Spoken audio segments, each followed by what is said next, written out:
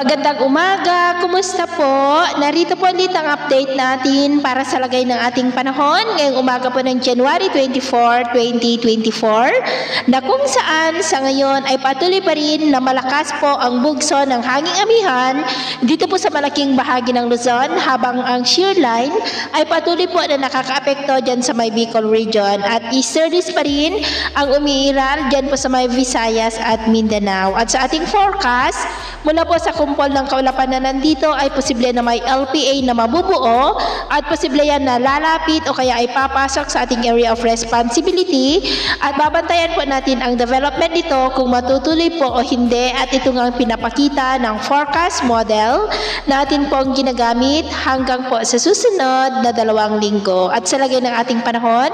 ngayong madaling araw ay maayos ang panahon sa malaking bahagi ng ating bansa pero may tsansa pa rin po ng maulap na kalangitan with isolated rains dito po sa may Cagayan, Apayao, ilang bahagi ng Isabela, Camarines Provinces, Catanduanes, Masbate, Oriental Mindoro at dyan po sa may Aklan. At mamaya ay sisikat po ang araw sa malaking bahagi ng ating bansa pero may tsansa pa rin ng maulap na kalangitan with isolated rains dito po sa may Cagayan, Palilo Island, Camarines Provinces, Catanduanes at maging po dyan sa may Aklan. At mamayang hapon, mataas pa rin ang tsansa ng maulap na kalangitan with isolated rains dito pa rin po sa may Cagayan, Apayao, ilang bahagi ng Isabela, Quezon, Bicol Region, Mindoro Provinces, Aklan, Northern Samar, Caraga at Davao Region. Kaya mag-ingat po tayo sa posibleng banta pa rin ng mga pagbaha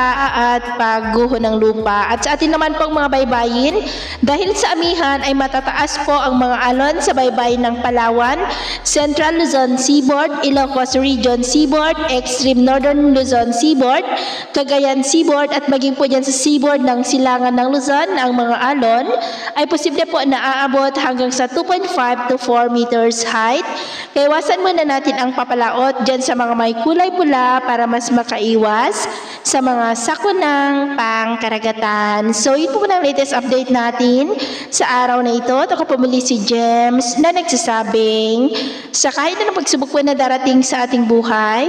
huwag po tayong mawawalan ng pag-asa. Thank you and God bless!